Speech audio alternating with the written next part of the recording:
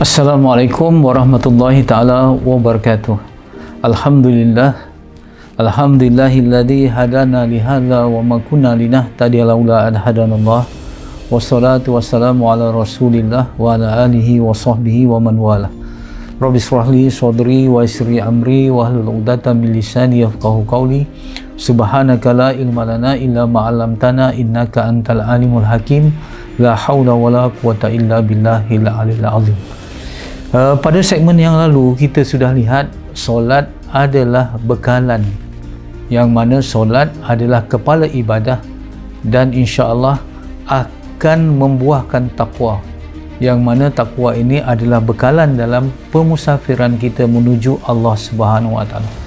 Namun bukan semua solat yang kita dirikan dapat mencapai maksud zikir. Dengan zikir itu kita menghasilkan ketenangan. Ramai termasuk kita kadang-kadang solat tetapi solat tidak menenangkan.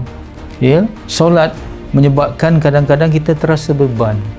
Ada bezanya antara I have to pray dengan I need to pray. I have to pray artinya kita semayang tu kerana kita solat tu kerana terpaksa, takut dosa. Waktu itu kita rasa solat ialah beban, kita laksanakan, barulah kita terangkat beban itu pada diri kita. Lain bezanya apabila kita merasakan I need to pray. I need to pray artinya kita perlukan, kita cinta, kita dirikan solat kerana cinta. Maka waktu itu solat tidak menjadi beban lagi, tetapi solat menjadi satu bekalan yang menyebabkan hati kita lapang dan nikmat semasa mengerjakan. Ya, subhanallah. Sebab itu kita berbincang tentang khusyuk. Hanya solat yang khusyuk saja akan memberi ketenangan. Hanya solat yang khusyuk saja akan memberi kerehatan. Apa maksud khusyuk? Kalau di segi bahasa, khusyuk itu ialah tunduk dan akur. Tunduk dan akur. Dan kalau kita lihat dari segi pengertian yang luas, khusyuk itu ialah ketaatan dan penyerahan diri kita kepada Allah. Artinya waktu kita solat, kita khusyuk artinya kita sungguh-sungguh menyerah diri kita kepada Allah, kembali kepada jati diri kita yang kita ini hamba Allah, yang lemah, yang hina, yang jahil, yang derhaka sebagainya. Subhanallah, khusyuk ini hukumnya wajib. Bila hukumnya wajib, kalau kita tidak khusyuk, berdosa. Jadi walaupun kita tidak khusyuk, bukan berarti kita meninggalkan solat. Tidak. Kalau meninggalkan solat, lagilah impaknya lebih buruk, iaitu man taraka salatan muta'ammidan faqad kafara jihara. Barang siapa yang meninggalkan solat dengan sengaja, maka jatuh kafir. Mengikut imam mazhab kita, Imam Syafi'i rahimahullah ta'ala, meninggalkan solat kerana hawa nafsu, kerana degil dan sebagainya, tetapi bukan kerana menafikan hukum wajib, tidak jatuh kepada kafir. Jadi kalau solat tidak khusyuk dengan tidak solat langsung, maka kita perlu mengusahakan khusyuk. Jadi nasihat saya pada diri saya dan kepada tuan-tuan dan puan-puan yang dikasihi sekalian, jangan tunggu khusyuk baru kita solat, tetapi solatlah untuk mencapai khusyuk. Subhanallah, khusyuk ini umpama nyawa kepada solat. Umpama nyawa pada badan kita. Tanpa nyawa, badan kita tidak berfungsi, kita menjadi bangkai. Begitu juga kata Imam Ghazali rahimahullah ta'ala, mempersembahkan solat kepada Allah ataupun memberi hadiah kepada Allah, iaitu solat, tetapi tidak khusyuk, bagaikan mempersembahkan bangkai, jasad yang tidak bernyawa kepada Allah Subhanahu Wa Taala. Jadi subhanallah, kita perlu sungguh-sungguh menjaga hati kita, kerana solat ini adalah soal hati. Solat ini adalah kita katakan ibadah yang menuntut kepada hati. Kalau zakat, kita keluarkan harta kita. Kalau puasa, kita menahan daripada makan minum. Tetapi solat yang dikatakan berat tu, yang dikatakan la kabiratun, solat itu sangat berat, kerana beratnya ialah soal hati. Walaupun perbuatannya ataupun pergerakan solat tidak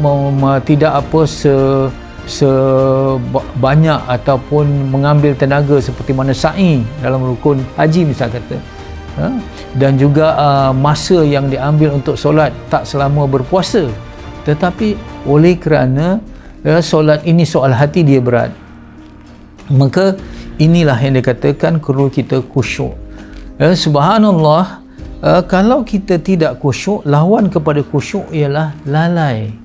Di dalam Al-Quran, Allah Subhanahu Wa Taala mencerca ataupun mengecam ataupun memberi amaran kepada orang yang solat tetapi lalai dan juga orang yang solat kerana riak. Maka subhanallah, kita perlu sungguh-sungguh berusaha, ya, bukan untuk tidak solat kerana takut lalai, tetapi kita perlu solat untuk mendapat khusyuk dan menghindarkan lalai, ya. Kerana apa? Kerana orang yang solat saja akan mencapai kemenangan. Sebab tu dalam kalimah, ya, azan, ya, hayya 'alal falah, diseiringkan dengan hayya 'alas solah. Hayya 'alas solah dulu, baru hayya 'alal falah. Artinya kalau nak menang dengan solat. Ya, begitu juga dalam surah Al-Mu'minun misal kata, orang yang khusyuk dengan solat dan orang yang menjaga dengan solat, itulah yang akan mewarisi surga Firdaus. Ya, kemenangan kita hakikatnya ialah kemenangan apabila kita mendapat al-falah yang masuk di dalam jannah. Itu hakikatnya kemenangan. Dan kita tidak akan mengalami ataupun mencapai kemenangan selagi solat kita tidak khusyuk. Solat adalah kualiti kehidupan kita seluruhnya. Bagaimana kehidupan kita, okey atau sebaliknya, ditentukan oleh kualiti solat kita, dan kualiti solat kita bergantung sepenuhnya kepada khusyuk. Ya, jadi penting. Tanggapan kita terhadap solat juga terhadap khusyuk di dalam solat perlu diperbetulkan. Kadang-kadang orang mengatakan solat ini lupa diri, tak sedar apa yang berlaku. Subhanallah, ya. Tidak. Orang yang khusyuk dalam solat bukanlah orang yang lupa diri, tak tahu apa yang berlaku di sekelilingnya, ya, tidak, ya. Kalau kita lihat, khusyuk itu apabila menikmati satu kelazatan, satu kemanisan dalam solat, yang sejuk mataku dalam solat, kata Rasulullah sallallahu alaihi wasallam. Namun Rasulullah sallallahu alaihi wasallam ketika solat, ada cucunya yang sedang duduk di tengkuknya, di bahu dan di tengkuknya waktu sujud, ya. Rasulullah sallallahu alaihi wasallam memberi masa untuk cucunya turun, baru Rasulullah naik ataupun kembali tegak daripada sujud. Artinya Rasulullah tak terlupa. Kalau terlupa, teruslah anak tu, cucunya akan jatuh. Begitu juga satu ketika Rasulullah sallallahu alaihi wasallam nak membaca ayat yang panjang selepas Fatihah. Selepas membaca Al-Fatihah, Rasulullah SAW ingin membaca surah yang panjang, tetapi Rasulullah, baginda terdengar anak kecil menangis. Maka Rasulullah SAW memendekkan bacaan, kerana kata Rasulullah SAW selepas solat, mesti ibu tu ataupun ibu bapanya bimbang terhadap tangisan anaknya dalam keadaan apa dan sebagainya. Jadi walaupun khusyuk, tapi Rasulullah masih lagi, ya, empati dengan makmum yang diimamkannya. Subhanallah, ya. Khusyuk itu terbahagi pada dua, khusyuk lahir dan khusyuk batin. Ya, khusyuk anggota dan khusyuk hati. Jadi dia ada perkaitan yang rapat, ada hubungan kesalingan yang rapat antara khusyuk lahiriah dengan khusyuk hati, ya. Baik, kita mulakan dengan khusyuk lahiriah dulu, anggota badan kita. Kalau anggota badan kita tak dapat kita tundukkan, kita tak dapat akurkan, pengertian khusyuk sebelum ni, jadi lebih sukar lagi untuk kita menundukkan hati kita. Jadi terlebih dahulu, kata para alim ulama, hendaklah kita jaga khusyuk yang lahir, iaitu anggota kita tetap kepada rukun fi'li. Dalam solat ini ada 3 rukun, iaitu rukun pertama rukun qauli, yang kedua rukun fi'li, yang ketiga rukun qalbi, ya. Rukun qauli ialah ucapan ataupun bacaan, takbiratul ihram, rukun qauli, ya, wajib. Ya, kemudian baca Fatihah, memberi salam, selawat dan sebagainya. Ini adalah ucapan lidah. Yang kedua, rukun fi'li, iaitu perbuatan. Berdiri betul, rukuk, sujud, duduk di antara dua sujud dan sebagainya, itu adalah rukun fi'li. Manakala rukun qalbi ialah ingatan kita yang terus menerus kepada Allah Subhanahu Wa Taala. Jadi khusyuk lahiriah, kembali kepada apa yang saya katakan sebelum ini, ialah kita menjaga anggota badan kita tidak bergerak selain daripada gerakan dalam rukun fi'li. Jadi kita angkat, ini rukun, rukun takbiratul ihram. Ya, kita berdiri betul dan sebagainya. Tapi kalau kita pegang-pegang, kita garu-garu, kita itu kurangkan. Kalau boleh, elakkan. Walaupun dalam hukum fiqh, kalau kita tidak bergerak secara berturut-turut dengan gerakan yang besar, tidak batal solat. Tetapi, ya subhanallah, antara solat yang khusyuk dengan solat yang sah, dia berbeza. Solat yang khusyuk pasti solat yang sah, tetapi solat yang sah belum pasti, belum tentu solat yang khusyuk. Jadi walaupun bergerak 3 kali yang berturut-turut itu saja yang membatalkan solat, artinya kalau kita bergerak-gerak kurang daripada 3 kali berturut-turut masih sah, tetapi untuk mencapai khusyuk kita perlu jaga sungguh-sungguh, jangan bergerak selain daripada rukun fi'li. Sebab itu kalau kita lihat dalam hayatus sahabah, kisah para sahabat apabila mereka solat, sehingga ada burung-burung yang boleh hinggap di bahu mereka dan di kepala mereka, sehingga burung pun terkeliru. Ini adalah tunggul kayu, sebab macam tak bergerak. Ya, subhanallah, begitulah mereka dalam solat, ya, para sahabat dalam solat. Satu ketika Rasulullah sallallahu alaihi wasallam melihat seorang lelaki dalam solatnya mengurut-ngurut janggut. Maka Rasulullah sallallahu alaihi wasallam berkata, sekiranya khusyuk hatinya, maka khusyuk juga anggota lahirnya. Maksudnya, kalau kita banyak pergerakan semasa solat yang tidak termasuk dalam rukun fi'li, pergerakan yang tidak perlu, itu akan mengganggu khusyuk kita. Jaga, ya. Ini yang penting, ya. Subhanallah. Baik, sekarang kita bincang tentang khusyuk batin. Khusyuk batin ini ataupun khusyuk hati, bagaimana kita nak mencapai khusyuk hati? Ini yang paling penting. Terlebih dahulu kita jaga khusyuk lahiriah tadi. Sekarang kita fikirkan macam mana kita nak khusyuk hati kita. Ini mengikut pendekatan Imam Ghazali rahimahullah ta'ala.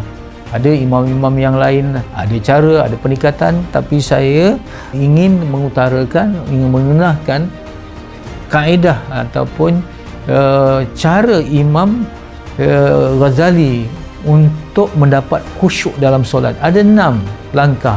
First step, cara yang pertama, carilah pengertian dalam bacaan kita, dalam rukun qauli. Cari pengertian.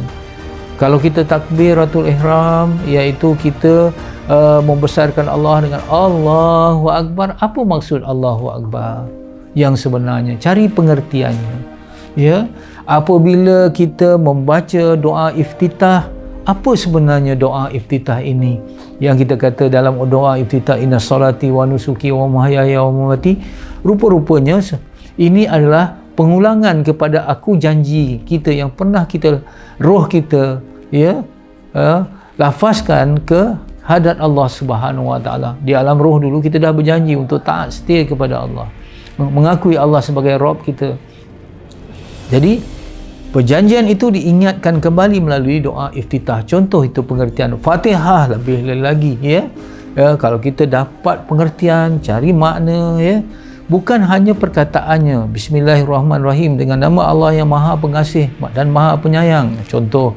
Ataupun dalam Fatihah lagi, Maliki Yaumiddin, Allah menjadi raja ataupun jadi penguasa kepada hari kemudian, ya. Kemudian iyyaka na'budu wa iyyaka nasta'in, ya, yang mana, ya, kepadamu lah kami mengabdikan diri dan kepada kamulah kami memohon pertolongan, contoh. Jadi kita tidak hanya melihat terjemahan ya, ayat itu semata-mata, tetapi kita mengetahui apa yang diertikan gitu. Macam budak lah, kalau dia umur dia boleh umur 3 tahun ke 4 tahun dia boleh bercakap, dia cakap I love you, dia tak tahu apa-apa, dia cakap I love you. Tapi bagi kita, bila cakap I love you, kita faham pengertian itu. Pengertian itu. Jadi begitulah. Jadi tolonglah update kita punya ilmu supaya pengertian kita terhadap rukun qauli ini bertambah. Fatihah kita, sujud, bacaan sujud kita, bacaan rukuk kita, tahiyat awal kita, qunut kita dan sebagainya. Jadi cari pengertian, ya. Yang kedua, cari pengertian juga tentang rukun-rukun fi'li kita. Subhanallah, gerakan-gerakan dalam solat bukan gerakan yang kosong dan gersang daripada pengertian. Kita kena cari waktu kita, contohnya apabila kita berdiri betul, berdiri betul ni rukun, dan kita menundukkan pandangan kita waktu itu dan kita letakkan tangan kita macam qiyam. Ini kalau kita cari pengertian, menggambarkan rasa bersalah, rasa berdosa, rasa hina kita di hadapan Allah, kan, tunduk macam ni kan. Begitu juga ketika sujud, ya, kita meletakkan dahi kita yang paling mulia ke tempat yang paling hina. Waktu tu kita nak tundukkan ego kita, takbur kita. Bila ada pengertian, baru jalan menuju khusyuk tu sampai. Ini tidak. Kita sujud dah berkali-kali, tetapi egonya masih tebal. Ego diri kita masih tebal. Kenapa? Pengertian waktu kita sujud itu tidak benar-benar kita hayati. Apabila kita bercakap, apabila kita membaca, ya, rukun qauli ini, hakikatnya kita seperti bercakap-cakap kepada Allah. Cakap kepada Allah bukan satu hala tetapi dua hala. Setiap ucapan kita dibalas oleh Allah. Bila kita kata alhamdulillahirabbil alamin, segala puji bagi Allah, Allah menjawab hamadani abdi, hambaku telah memujiku. Begitulah yang diceritakan dalam hadis. Satu lafaz, satu perkataan, satu ayat Allah membalasnya. Subhanallah, ya. Jadi kita perlu rasa kita sedang berdialog, bercakap dengan Allah. Ya, kan kita dah kata dalam pertemuan yang dulu bahawa ada seorang ulama menegaskan, kalau kamu ingin Allah bercakap dengan kamu, baca Quran. Tetapi sekiranya kamu ingin bercakap dengan Allah, dirikanlah solat. Ya, ini. Jadi langkah pertama ialah cari pengertian. Langkah kedua ialah memusatkan pemikiran. Kalau kita tahu pengertian tetapi kita tidak fokus, maka kita tidak akan dapat menghayati apa yang kita baca. Ya, sebab tu Allah Subhanahu Wa Taala mengingatkan, la taqrabus solah wa antum sukara. Ya, sukara maksudnya janganlah kamu dekati solat ketika kamu mabuk. Kerana waktu kita mabuk, na'udzubillah, bukan waktu kita mabuk lah, contohnya sekiranya seorang itu mabuk, ya, ketika mabuk dia tidak ingat, dia tidak faham apa yang dia cakap, apa yang dia buat. Jadi ulama mentafsirkan mabuk dalam solat bukan kerana sahaja seperti dulu minum arak, tetapi mabuk dalam solat juga ialah diertikan dengan orang yang tidak tahu apa yang dia baca, tidak tahu apa yang dia buat. Ya, dia umpama burung kakak tua yang pandai mengucapkan sesuatu tapi tidak tahu pengertiannya. Ya, burung kakak tua ni, kalau kita masuk kedai, dia ada burung kakak tua, dia kata selamat pagi, selamat pagi, selamat pagi. Betul lah, waktu tu pagi. Kita datang waktu petang, waktu malam, kalau dia ada, dia kata selamat pagi juga, sebab dia tak faham. Ya, jadi macam itulah kadang-kadang, subhanallah, kita solat tapi kita tak faham makna. Begitu juga kadang-kadang kita solat macam orang yang mengigau. Masa orang mengigau ni kan, dia mengigau, dia cakap tapi dia tak tahu apa yang dia cakap. Ya, sebab tu kadang-kadang terbuka rahsia semasa mengigau, sebab dia tidak faham. Subhanallah, memusatkan pemikiran artinya kita memusatkan segala hati kita, perasaan kita, akal kita pada apa yang kita sedang baca dan apa yang sedang kita lakukan. Namun saya ingin menegaskan, Memusatkan fikiran tu bukan artinya kita tak aware ataupun kita tidak sedar kepada apa yang berlaku. Contohnya sekarang ni saya mengatakan bahawa kita fokus, maksudnya contoh ya, kita bergerak daripada Kuala Lumpur ke Ipoh ya. Maka dalam perjalanan daripada Kuala Lumpur ke Ipoh dengan menaiki kereta, kita masih lagi sedar, kita melalui Pekan Sungai, Tapah dan sebagainya sampai di sini tu. Dan sampai di Ipoh kita berhenti. Artinya begitulah pemusatan pemikiran, artinya bukan kita tak tengok kiri dan kanan, kita tahu kita sampai di Tapah, kita tahu kita sampai Sungai dan sebagainya dalam perjalanan ke Ipoh misalkan, tapi tujuan kita ke Ipoh. Itu artinya pemusatan fikiran. Bukanlah artinya kita jalan nak pergi Ipoh, tengok kiri kanan dah sampai ke Pulau Pinang. Itu artinya lalai. Boleh faham ya? Jadi untuk kita menjaga khusyuk kita, pemusatan pemikiran kita, hendaklah kita jaga 3 kiblat. Apa dia? Insya-Allah kita sambung pada segmen yang akan datang. Assalamualaikum warahmatullahi taala wabarakatuh.